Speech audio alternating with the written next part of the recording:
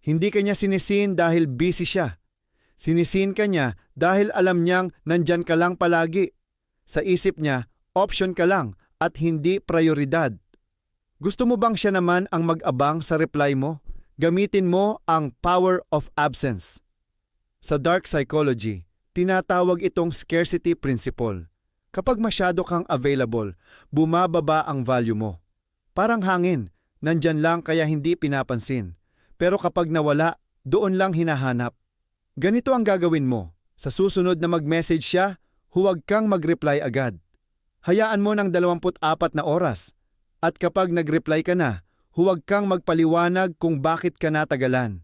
Panatilihin mong maikli at misteryoso ang sagot mo. Hayaan mong ang utak niya ang gumawa ng kwento kung bakit hindi ka na mabilis mag-reply. Kapag naramdaman niyang hindi ka na kontrolado, doon papasok ang fear of loss. Siya na ang magsisimulang mag-isip sa'yo